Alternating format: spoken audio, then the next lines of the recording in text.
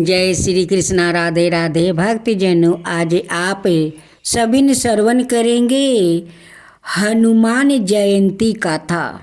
हनुमान जयंती चैत्र माह की पूर्णिमा को मनाई जाती है। माना जाता है कि इस दिन हनुमान जी का जन्म हुआ था। हनुमान जी को कलयुग में सबसे प्रभावशाली देवताओं में से एक माना जाता है।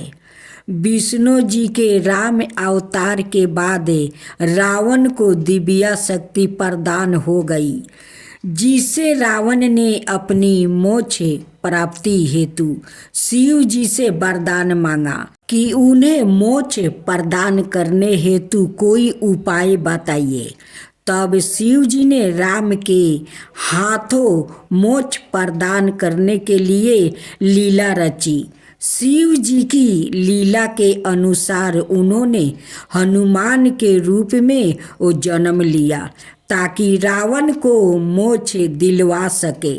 इस कार्य में राम जी का साथ देने हेतु सवाए शिव जी के अवतार हनुमान जी आए थे, जो कि सदा के लिए अमर हो गया। रावण के वरदान के साथ साथ उसे मोक्ष भी दिलवाया। हनुमान जयंती को लोग हनुमान मंदिर में दर्शन हेतु जाते हैं। कुछ लोग व्रत भी धारण कर बड़ी उत्साह और जोश के साथ समर्पित होकर इनकी पूजा करते हैं, क्योंकि यह कहा जाता है कि यह बाल ब्रह्मचारी थे, इसलिए इन्हें जनेऊ भी पहनाई जाती है।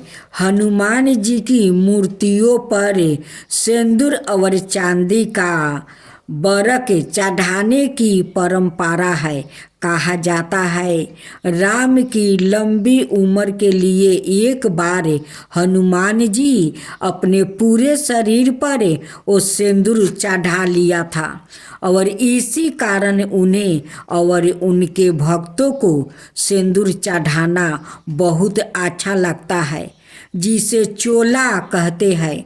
संध्या के समय दक्षिण मुखी हनुमान मूर्ति के सामने शुद्ध होकर मंत्र जाप करने को अत्यंत महत्व दिया जाता है।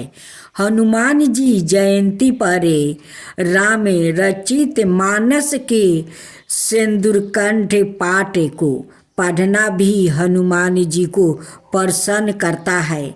सभी मंदिरों में इस दिन तुलसीदास तीर्थ राम रचित मानस और हनुमान चालीसा का पाठ होता है। जगह जगह भंडारे आयोजित किया जाता है। तमिलनाडु और केरला में हनुमान जयंती मार्ग शीर्ष माह की अमावस्या को और उड़ीसा में बैसाख महीने के पहले दिन मनाई जाती है।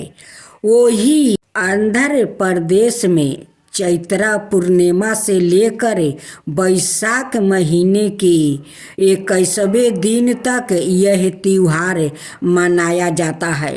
पौराणिक कथा के अनुसार एक बार महान ऋषि अंगिरा भगवान इंद्र के देवलोक पहुँचे। वहाँ पर इंद्र ने पुंजी के स्थल नाम की अप्सरा द्वारा नृत्य प्रदर्शन की व्यवस्था की, लेकिन ऋषि को अप्सरा के नृत्य में कोई दिलचस्पी नहीं थी, इसलिए वो गहन ध्यान में चले गए।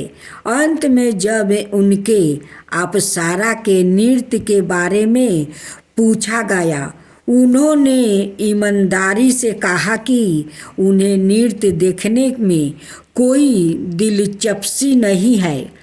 यह सुनकर पुंजी के स्थल ऋषि पर क्रोधित हो गए। बदले में ऋषि अंगिरा ने नर्तकी को श्राप देते हुए कहा कि वो एक बंदरिया के रूप में धरती पर जन्म लेगी। पंजी के स्थल ने ऋषि से क्षमा याचना की, लेकिन ऋषि ने अपना श्राप वापस नहीं लिया।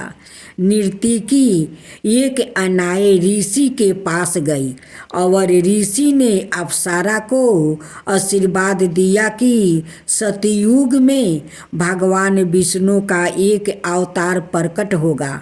इस तरह पुंजी के स्थल ने सतयुग में वानर राज कुंजर की बेटी अंजना के रूप में जन्म लिया और उनका विवाह कपिराज केसरी से हुआ, जो एक वानर राजा था।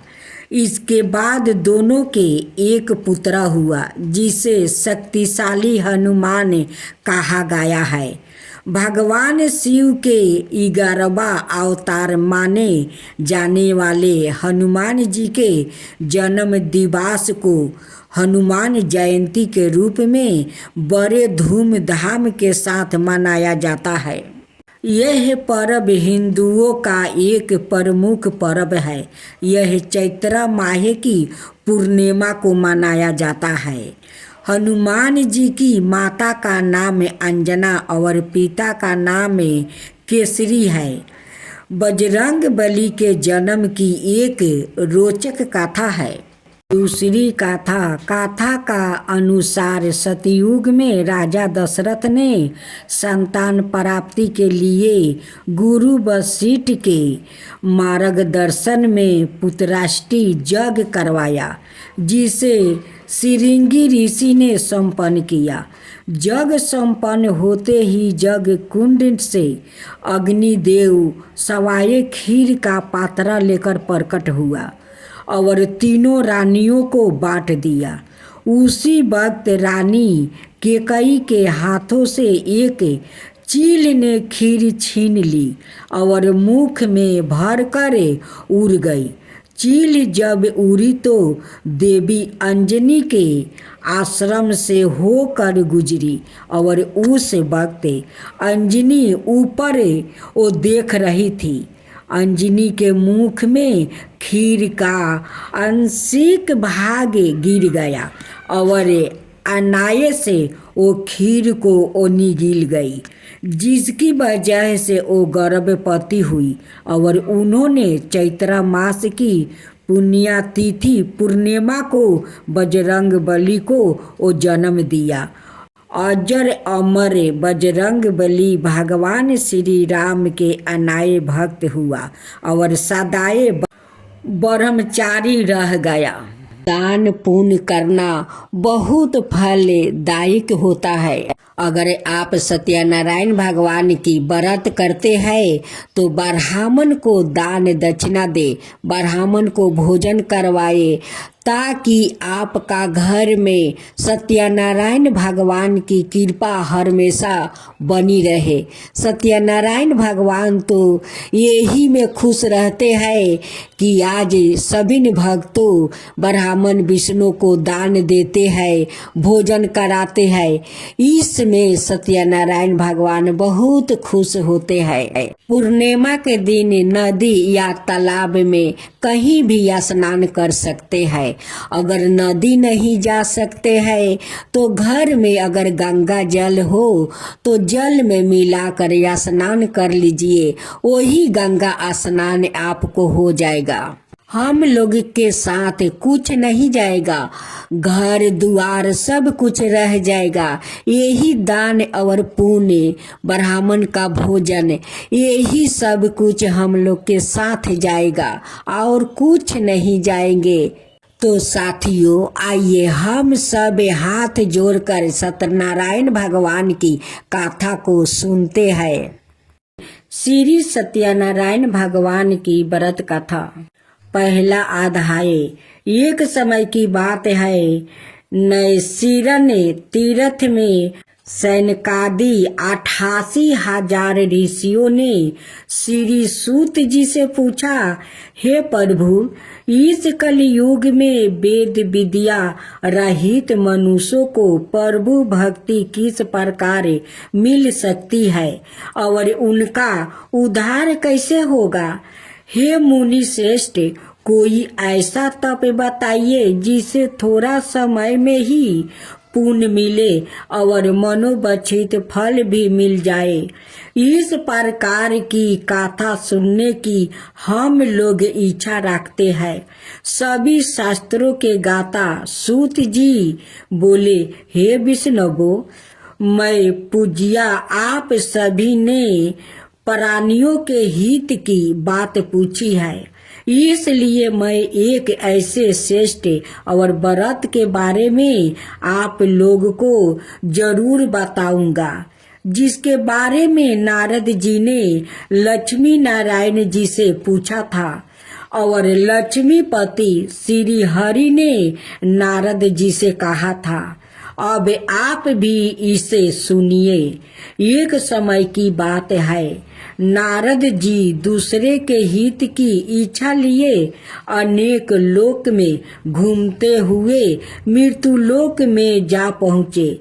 यहाँ उन्होंने अनेक योनियों में जन्मे सभी मनुष्यों को अपने कर्मों के अनुसार पीड़ा झेलते हुए देखा। उनका दुख देख कर नारद जी ने सोचने लगे कि ऐसा क्या किया जाए जिसे निश्चित रूप से मानव के दुखों का अंत हो जाए। इसी विचार पर मनन करते हुए वो विष्णु लोक में गया। वहाँ वह नारायण की स्तुति करने लगा और बोले, हे भगवान, आप अत्यंत शक्ति से प्रसन्न है, निर्गुण स्वारूप दृष्टि के कारण भक्तों के दुख को दूर करने वाले हैं, आपको मेरा प्रणाम। नारद जी की स्तुति सुन विष्णु भगवान बोले, मुनि श्रेष्ठ, आपके मन में क्या बात है, उसे निसंकोच होकर कहो। इस पर नारद मुनि बोले कि मृत्यु लोक में अनेक योनियों में जन्मे मनुष्य अपने कर्मों के द्वारा अनेकों दुख से वो दुखी हो रहा है। हे प्रभु, आप तो यह बताइए कि वो मनुष्य थोड़े प्रयास से ही अपने दुखों से कैसे छुटकारा पा सकते हैं। तब श्री हरि बोले, हे नारद, मनुष्यों की भलाई के लिए तुमने बहुत उत्तम प्रश्न पूछा है। स्वर्ग लोक और मृत्यु लोक दोनों में एक दुर्लभ उत्तम व्रत है जो पुण्य देने वाला है। आज प्रेम वश होकर मैं उसे तुमसे कहता हूँ। श्री सत्यनारायण भगवान का व्रत अच्छी तरह विधि पूर्वक करके मनुष्य तुरंत ही यहाँ सुख भोग कर मरने पर मोक्ष पाता है। श्री हरि के वचन सुन नारद जी बोले कि उस व्रत का फल क्या है प्रभु, और उसका विधान क्या है? यह व्रत किसने किया था? इस व्रत को किस दिन करना चाहिए? आप सब कुछ विस्तार से बताइए। नारद की बात सुनकर फिर श्री हरि बोले, दुख व शोक को दूर करने वाला यह सभी स्थानों पर विजय दिलाने वाला है। मानव को भक्ति और श्रद्धा के साथ शाम को श्री सत्यनारायण की पूजा धर्म पारायण होकर ब्राह्मणों और बंधुओं के साथ करने यथाशक्ति अनुसार भक्ति भाव से भगवान का भोग लगाए, आरती गाए और ब्राह्मणों सहित बंधुओं को भी भोजन कराए। उसके बाद सवाए भोजन करे, कीर्तन भजन के साथ भगवान की भक्ति में लीन हो जाए। इस तरह से सत्यनारायण भगवान का यह व्रत करने पर मनुष्य की सारी इच्छाएं निश्चित रूप से वो पूरी होती है। इस कली काले अर्थात कलयुग में मृत्यु लोक में मोक्ष का यही एक सरल उपाय बताया गया है। श्री सत्यनारायण भगवान की जय। दूसरा अध्याय। श्री सूत जी बोले, हे धीरजो, अब मैं पुण्य पूर्व काल में जिसने इस सत्यनारायण व्रत को किया था उसे भली भांति विस्तार पूर्वक कहूँगा।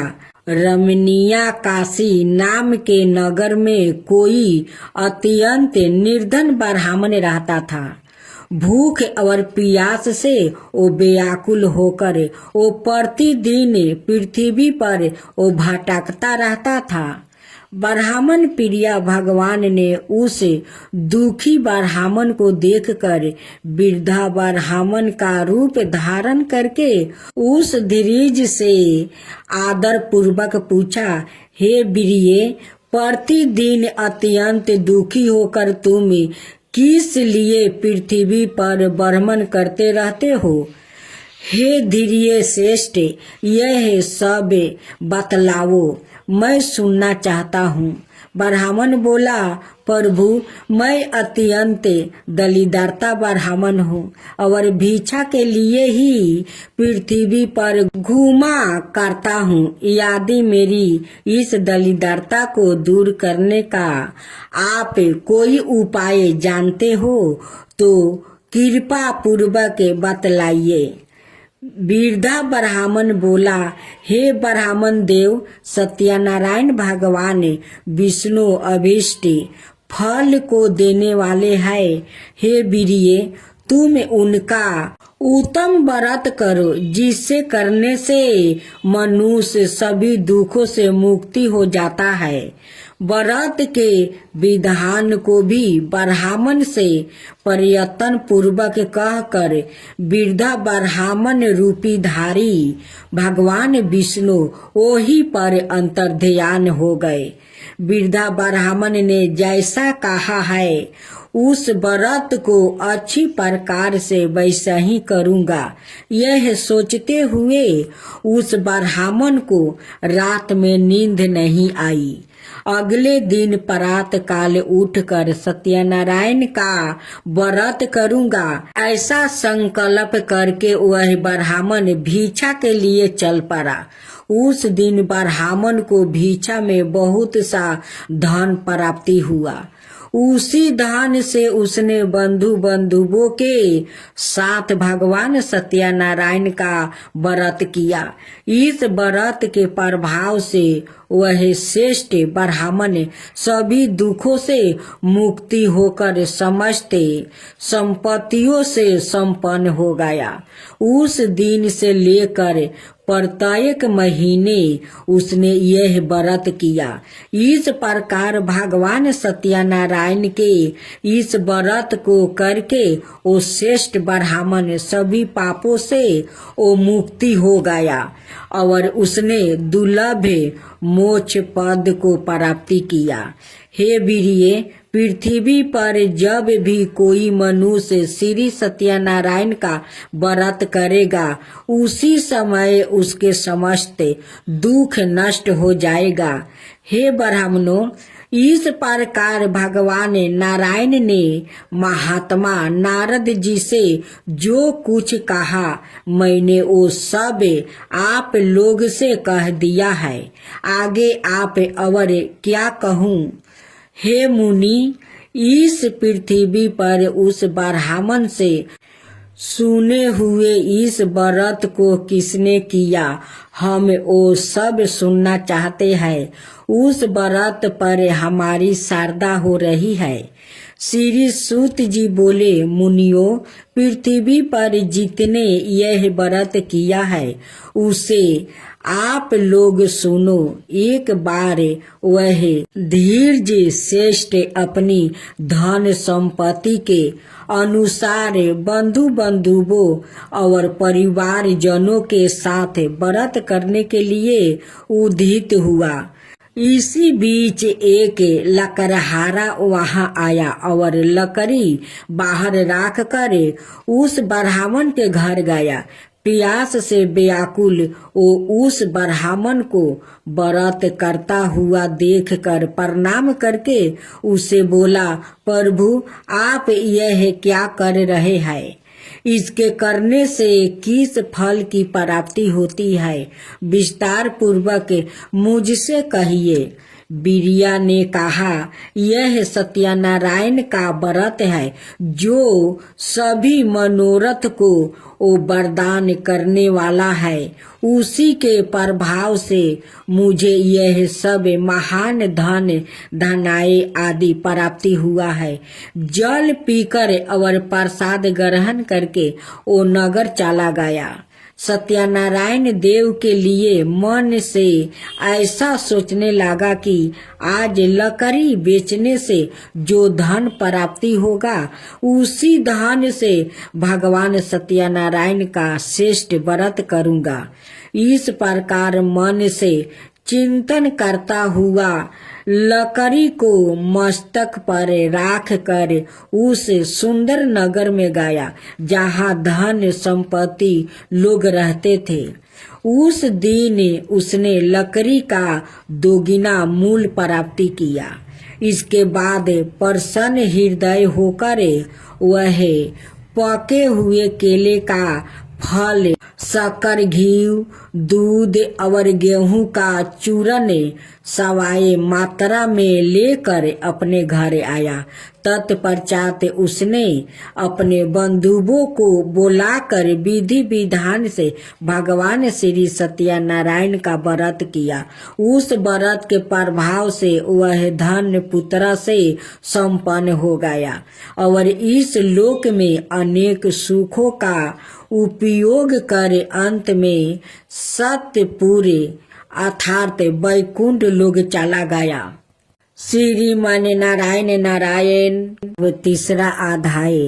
सूत जी बोले, हे श्रेष्ठ मुनियों, अब आगे की कथा कहता हूँ। पहले समय में उल्लेख मुख नाम का एक वृद्धा मान राजा था। वो सत्य भक्त और जितेंद्रिया था। प्रतिदिन देव स्थानों पर जाता और निर्धनों को धन देकर उनके कष्ट दूर करता था। उसकी पत्नी कमल के समान मुख वाली थी, सती साध्वी थी, भद्राशीली। नदी के तट पर उन्हों दोनों ने श्री सत्यनारायण भगवान का व्रत किया। उसी समय साधु नाम का एक वेश्या आया। उसके पास व्यापार करने के लिए बहुत सा धन भी था।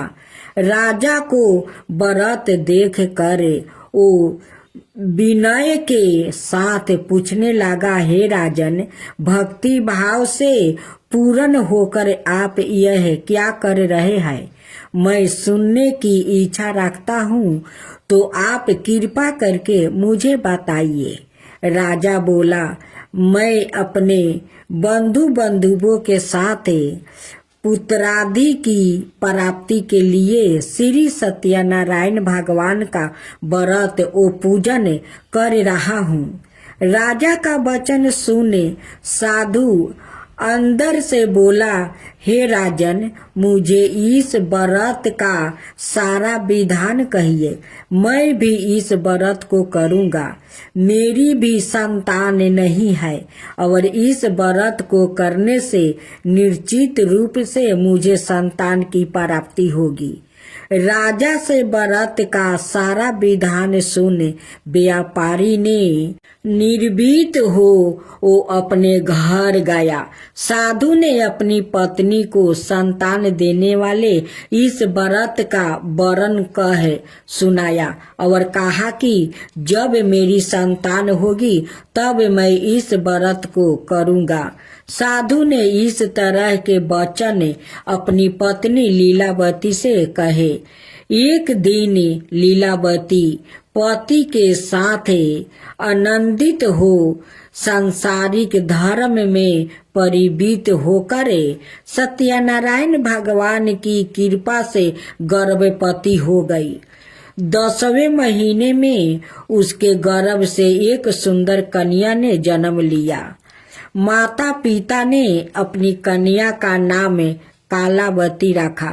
एक दिन कालावती के माँ कालावती ने अपने पति को याद दिलाया कि अपने सत्यनारायण भगवान के जिस व्रत को करने का संकल्प लिया था उसे करने का समय आ गया है।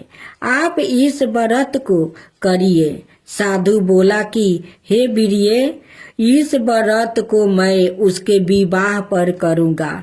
इस प्रकार अपनी पत्नी को आश्वासन देकर वो नगर को चला गया।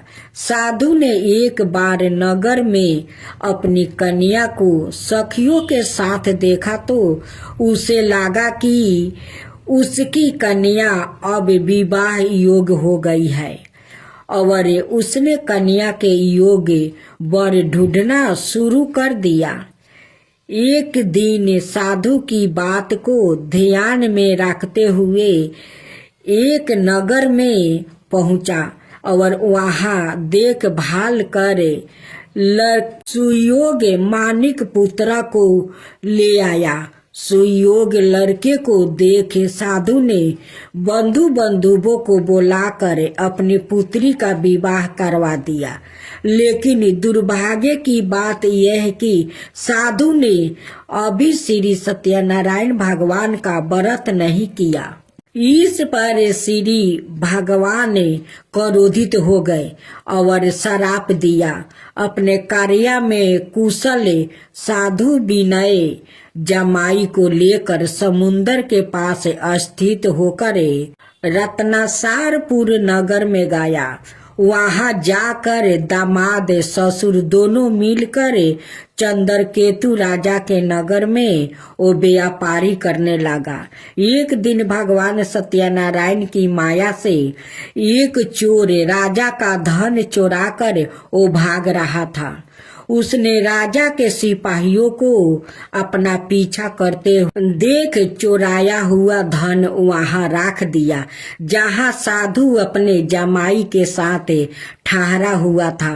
राजा के सिपाहियों ने साधु वेश्या के पास राजा का धन पारा देखा तो वह ससुर जमाई दोनों को बांध कर प्रसन्नता से राजा के पास ले गया और कहा कि उन दोनों चोरों हम पकड़ लिया है, आप आगे की कार्यवाही की आज्ञा दे।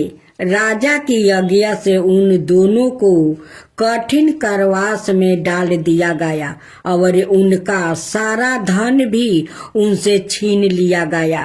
श्री सत्यनारायण भगवान से श्राप से साधु की पत्नी भी बहुत दुखी हुई। घर में जो धन रखा था उसे चोर चोरा ले गया। शारीरिक और मानसिक पीड़ा ओ भूख प्यास से अति दुखी हो अन्न की चिंता में कालावती के ब्राह्मण के घर गई। वहां उसने श्री सत्यनारायण भगवान का व्रत होते देखी। फिर कथा भी सुनी। वह प्रसाद ग्रहण कर और रात को घर वापस आई। माता के कालावती से पूछा कि हे पुत्री, अब तक तुम कहाँ थी? तेरे मन में क्या है? कालावती ने अपनी माता से कहा, हे माता, मैंने एक ब्राह्मण के घर में श्री सत्यनारायण भगवान का व्रत देखा है। कन्या के वचन सुन लीलावती भगवान के पूजन की तैयारी करने लगी। लीलावती ने परिवार ओ बंधुओं सहित सत्यनारायण भगवान का पूजन किया और उनसे वर मांगा कि मेरे पति और जमाई शीघ्र घर आ जाए। साथ ही यह भी प्रार्थना की कि हम सबका अपराध क्षमा करे।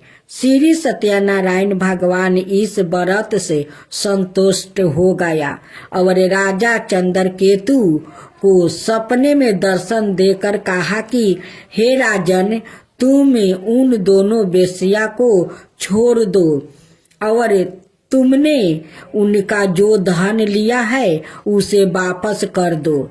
अगर ऐसा नहीं किया तो मैं तुम्हारा धन, राज्य, संतान सभी को नष्ट कर दूंगा। राजा को यह सब कहकर वह अंतर्ध्यान हो गए। प्रातः काल सभा में राजा ने अपना सपना सुनाया, फिर बोले कि उन दोनों को कैद से मुक्ति कर दो, सभा में लाओ। दोनों ने आते ही राजा को प्रणाम किया। राजा बोला, महानुभावों, आगे बस ऐसा कठिन दुख तुम्हें प्राप्ति हुआ है, लेकिन अब तुम्हें कोई भय नहीं है।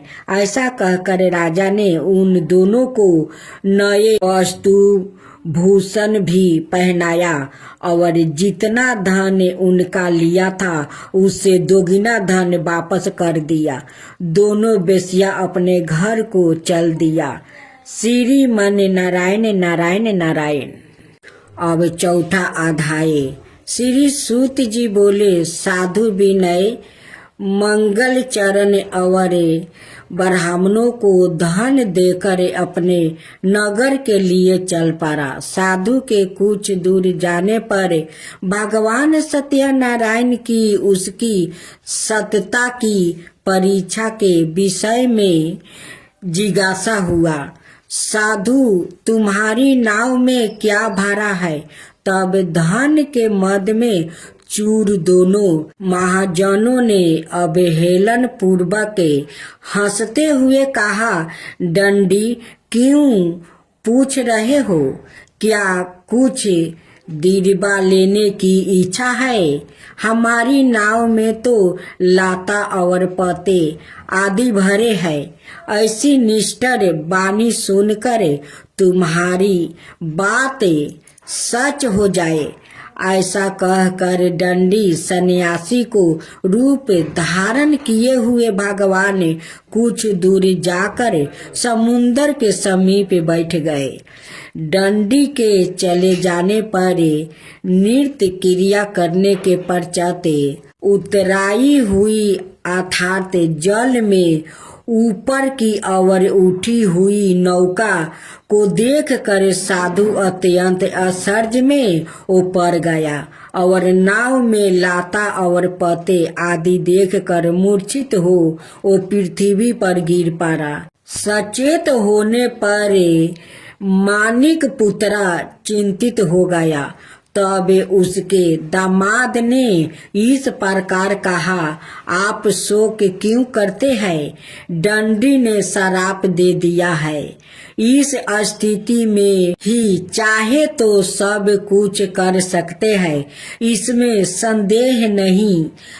आते उन्हीं की शरण में हम चले, वही मन की इच्छा पूर्ण होगी। दामाद की बात सुनकर वह साधु विनय उनके पास गया और वहां दंडी को देखकर उसने भक्ति पूर्वक उन्हें प्रणाम किया और आदर पूर्वक कहने लगा, आपके सम्मुख मैंने जो कुछ कहा है असत्य भाषा रूप अपराध किया है। आप मेरे उस अपराध को क्षमा करे। ऐसा कह कर बारंबार वो प्रणाम करके वो महान शोक से अकुल हो गया। दंडी ने उसे रोता हुआ देखकर कहा, हे मूर्ख, रोवो मत, मेरी बात सुनो। मेरी पूजा से उदासीनी होने के कारण और मेरी आज्ञा से ही तुमने बारंबार दुख प्राप्ति किया है। भगवान की ऐसी वाणी सुनकर वो उनकी स्तुति करने लगा। साधु ने कहा, हे प्रभु, यह आश्चर्य की बात है कि आपकी माया से मोहित होने के कारण ब्राह्मण आदि देवता भी आपके गुणों और रूपों को यथावत रूप से नहीं जान पाते, फिर मैं मूर्ख आपकी माया से मोहित होने के कारण कैसे जान सकता हूँ। आप प्रसन्न हो, मैं अपनी धन संपत्ति के अनुसार आपकी पूजा करूँगा। मैं आपकी चरण में आया हूँ। मेरे जो नौका में स्थिति पूरा धन था उसकी और मेरी रक्षा करे। उस विनय की भक्ति युक्त वाणी सुनकर भगवान जनार्दन संतोष हो गए। भगवान हरि उसे अभीष्ट वरदान करके वही अंतर्ध्यान हो गए। उसके बाद वह साधु अपनी नौका में चढ़ा और उसे धन धनाय से परिपूर्ण देखकर भगवान सतदेव की कृपा से हमारा मनोरथ वो सफल हो गया। ऐसा कहकर सबरजनों के साथ उसने भगवान की विधिवत पूजा की। भगवान श्री सत्यनारायण की कृपा से वह आनंद से परिपूर्ण हो गया और नाव को प्रयत्न पूर्वक संभाल कर उसने अपने देश के लिए प्रस्थान किया। साधु विनय ने अपने दामाद से कहा, वह देखो मेरी रतनपुर नगरी दिखाई दे रही है। इसके बाद उसने अपने धन के रक्षक दूत को अपने आगमन का समाचार देने के लिए अपनी नगर में भेजा। उसके बाद उस दूत ने नगर में जाकर साधु की भैरा को देखकर हाथ जोड़कर प्रणाम किया और उसके लिए अभीष्ट बात कही। सेठ जी अपने दामाद और बंधुओं के साथ बहुत सारे धन धनाय से संपन्न होकर वो नगर के निकट पधार गए हैं। दूत के मुख से यह बात सुनकर वह महान आनंद से विहील हो गई और उस साध्वी ने श्री सत्यनारायण की पूजा करके अपनी पुत्री से कहा, मैं साधु के दर्शन के लिए जा रही हूँ, तुम शीघ्र आओ। माता का ऐसा वचन सुनकर व्रत को समाप्त करके प्रसाद का परित्याग कर वह कालावती भी अपने पति का दर्शन करने के लिए वो चल पड़ी। इससे भगवान सत्यनारायण रूठ गए और उन्होंने उनके पति को और नौका को धन के साथ हरण कर जल में डुबा दिया। इसके बाद कालावती कन्या अपने पति को ना देखे महान शोक से वो रोदन करती हुई पृथ्वी पर गिर पड़ी। नाव का अदृश्य और कन्या को अत्यंत दुखी देखकर भयभीत मन से साधु विनय से सोचा, यह क्या आश्चर्य हो गया।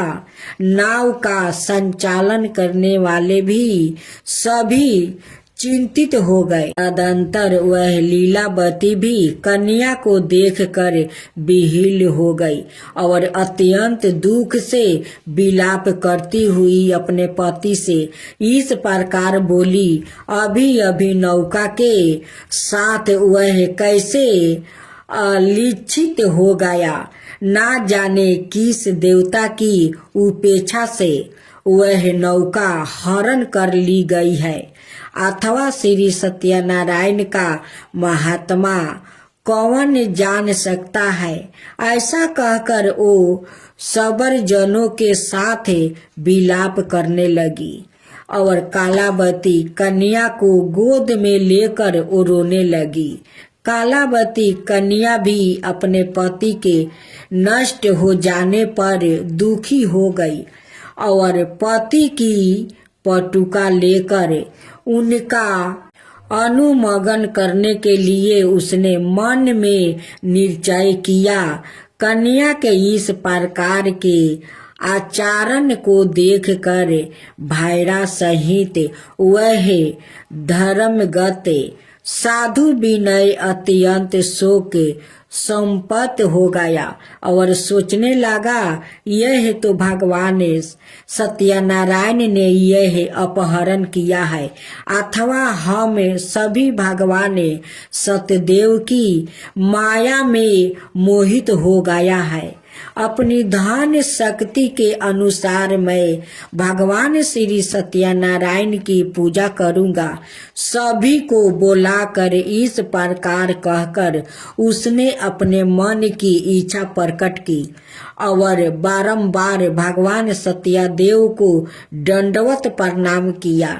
इससे दिनों के परिपालक भगवान सत्यदेव प्रसन्न हो गए। भक्त वत्सल भगवान ने कृपा पूर्वक कहा कि तुम्हारी कन्या प्रसाद छोड़कर अपने पति को वो देखने चली आई है। निश्चय ही उसी कारण उसका पति अदृश्य हो गया है। यदि घर जाकर प्रसाद ग्रहण करके वो पुण्य आए तो हे साधु विनय, तुम्हारी पुत्री पति को प्राप्ति करेगी, इसमें संदेह नहीं है। कन्या कालावती भी आकाश मंडल से ऐसी वाणी सुनकर शीघ्र ही घर गई और उसने प्रसाद ग्रहण किया। पुण्य आकर सवा जनों और अपने पति को देख कर तब कालावती कन्या ने अपने पिता से कहा, अब तो घर चलो, विलंब क्यों कर रहे हो। कन्या की वह बात सुनकर मानिक पुत्रा संतोष हो गया और विधि विधान से भगवान सत्यनारायण का पूजा करके धन और बंधु बंधुओं के साथ अपने घर गया। तदंतर पूर्णिमा और संक्रांति पर्व पर भगवान सत्यनारायण का पूजन करते हुए इस लोक में सुख भोग कर अंत में वह वैकुंठ लोक में वो चला गया। श्रीमन नारायण नारायण नारायण। अब 5वां अध्याय। श्री सूत जी बोले, श्रेष्ठ मुनियों, अब इसके बाद मैं दूसरी कथा कहूँगा, आप लोग सुने। अपनी प्रजा का पालन करने में पर तुंगध्वज नाम का एक राजा था। उसने सत्यदेव के ओ प्रसाद का परित्याग करके दुख प्राप्त किया। एक बार वो वन में जाकर और वहाँ बहुत से पशुओं को मार कर बट वृक्ष के नीचे आए। वहाँ उसने देखा कि गोपगण बंधु बंधुओं के साथ संतुष्ट होकर भक्ति पूर्वक भगवान सत्यदेव की वो पूजा कर रहे हैं। राजा यह देख कर भी हंकार बस ना तो वहाँ गया और ना उसे भगवान सत्यनारायण को प्रणाम किया। पूजन के बाद सभी गोपगण भगवान का प्रसाद राजा के समीप रख कर वहाँ से लौट आए और इच्छा अनुसार उन सभी ने भगवान का प्रसाद ग्रहण किया। इधर राजा को प्रसाद का परित्याग करने से बहुत दुख हुआ। उसका संपूर्ण धन धनाए और सभी 100 पुत्र नष्ट हो गया। राजा ने मन में यह निश्चय किया कि अब से ही भगवान सत्यनारायण ने हमारा नाश कर दिया है, इसलिए मुझे वहाँ जाना चाहिए जहाँ श्री सत्यनारायण का वो पूजन हो रहा था। ऐसा मन में निश्चय करके वो राजा गोपगणों के समीप गया और उसने गोपगणों के साथ भक्ति श्रद्धा से युक्त होकर विधि पूर्वक भगवान सत्यदेव की पूजा की। भगवान सत्यदेव की कृपा से वह पूर्ण धन और पुत्र से संपन्न हो गया और इस लोक में सभी सुख का उपयोग करे। अंत में सतपुरी वैकुंठ लोक को प्राप्ति हुआ। श्री सूत जी कहते हैं, जो व्याकृत इस परम दुर्लभ श्री सत्यनारायण का व्रत को करता है और पुण्यमयी और फल परदायिनी भगवान की गाथा को भक्ति युक्त होकर सुनता है, उसे भगवान सत्यनारायण की कृपा से धन धनाय आदि की प्राप्ति होती है। दलिदारता धनवान हो जाता है। बंधन में पारा हुआ बंधन से मुक्ति हो जाता है। डरा हुआ व्याकृत भय मुक्त हो जाता है। यह सत्या बात है, इसमें संदेह नहीं। इस लोक में वह सभी फलों का भोग प्राप्ति करके अंत में सतपुर वैकुंठ लोक को जाता है। हे ब्राह्मणों, इस प्रकार मैंने आप लोगों से भगवान सत्यनारायण के व्रत को कहा है, जिसे करके मनुष्य सभी दुखों से मुक्ति हो जाता है। कलयुग में तो भगवान सतदेव की पूजा विशेष फल प्रदान करने वाली है। भगवान विष्णु को ही कुछ लोग काले, कुछ लोग सत्य, कोई ईश्वर और कोई सतदेव और दूसरे लोग सत्यनारायण नाम से वो कहेंगे। इनके रूप धारण करके भगवान सत्यनारायण सभी का मनोरथ सिद्ध करते हैं। कलयुग में संतान भगवान विष्णु ही सत व्रत रूप धारण करके सभी का मनोरथ पूर्ण करने वाले होंगे। हे श्रेष्ठ मुनियों, जो व्याकृत नृत्य भगवान सत्यनारायण की इस व्रत गाथा को पढ़ता है, सुनता है, भगवान सत्यनारायण की कृपा से उसके सभी पाप नष्ट हो जाते हैं। हे मुनीश्वरे, पूर्व काल में जिन लोग ने भगवान सत्यनारायण का व्रत किया था, उसके अगले जन्म का वृत्तांत कहता हूँ, आप लोग सुने। महान पराग संपन्न सत्यनंद नाम के ब्राह्मण सत्यनारायण व्रत करने के प्रभाव से दूसरे जन्म में सुदामा नाम का ब्राह्मण हुआ और उस जन्म में भगवान श्री कृष्णा का ध्यान करके उन्होंने मोक्ष प्राप्ति किया। लकड़हारा भील गुहो का राजा हुआ और अगले जन्म में उसने भगवान श्री राम की सेवा करके मोक्ष प्राप्ति किया। महाराज उल्लेख मुख दूसरे जन्म में राजा दशरथ हुआ, जिन्होंने श्रृंगनाथ जी की पूजा करके अंत में वैकुंठ प्राप्ति किया। इसी प्रकार धार्मिक और सत्य व्रती साधु पिछले जन्म के सत्य व्रत के प्रभाव से दूसरे जन्म में मोरधवाज नाम का राजा हुआ। उसने औरे से चीर कर अपने पुत्रा की आधी देह भगवान विष्णु को अर्पित कर मोक्ष प्राप्ति किया। महाराज त्रिंगध्वज जन्मांतर में स्वयंभू मनु हुआ और भगवत संबंधी संपूर्ण कार्य का अनुष्ठान करके वैकुंठ लोक को प्राप्ति हुआ। जो गोप गण थे वो सब जन्मांतर में ब्रज मंडल में निवास करने वाले गोप हुआ और सभी राक्षसों का संहार करके उन्होंने भी भगवान का स्वस्थ धाम लोक का प्राप्ति किया।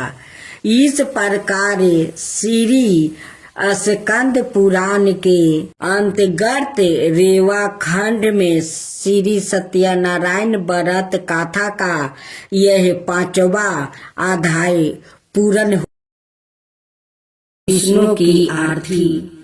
ओम जय जगदीश हरे स्वामी जय जगदीश हरे।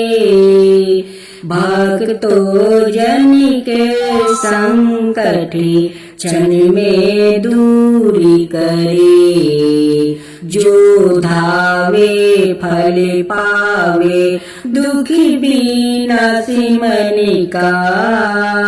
जो धावे फल पावे दुखी विनाशी मन का।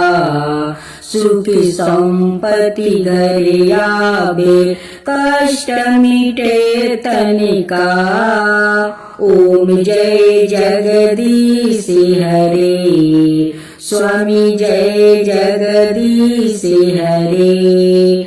माता पिता तुम मेरे शरण कहूँ किसी की। माता पिता तुम मेरे शरण कहूँ किसी की। तुम बिना और ना दूजा आस करूं जिसकी। ओम जय जगदीश हरे स्वामी जय जगदीश हरे। तुम पुराण परमात्मा तुम अंतर्यामी। तुम पुराण परमात्मा तुम अंतर्यामी। बर्मा परमेश्वर तुम सबके स्वामी।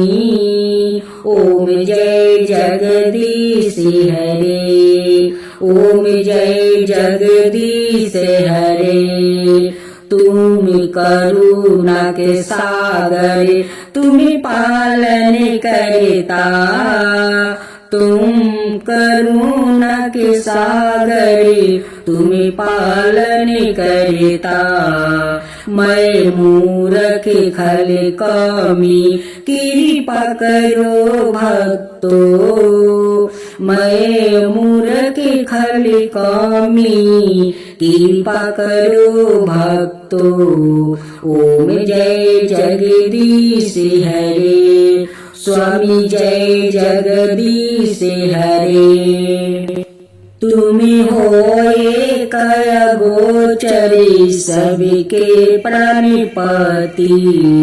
तुम हो एक अगोचरी सबके प्राणपति। किसी विधि मिलु दयामा तुमको मैं कुमति। ओम जय जगदीश हरे स्वामी जय जगदीश हरे। दीन बंधु दुखी हरिता दीन बंधु दुखी हरिता। तुम ठाकुर मेरे अपने हाथ बढ़ाओ द्वार पार तेरे। अपना हाथ उठाओ द्वार पार तेरे। ओम जय जगदीश हरे स्वामी जय जगदीश हरे। विषय विकार मिटाओ पाप हरो देवा। विषय विकार मिटाओ पाप हरो देवा। सरदा भक्ति बढ़ाओ संतन की सेवा। ओम जय जगदीश हरे स्वामी जय जगदीश हरे। तन मन धन अवर संपत्ति सब कुछ है तेरा। तन मन धन और संपत्ति सब कुछ है तेरा।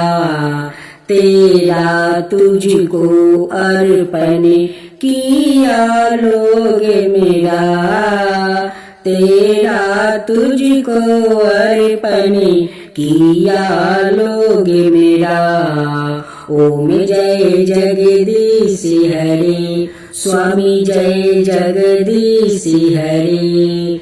जगदीश्वर जी की आरती जो कोई नर गावे, जगदीश्वर जी की आरती जो कोई नर गावे।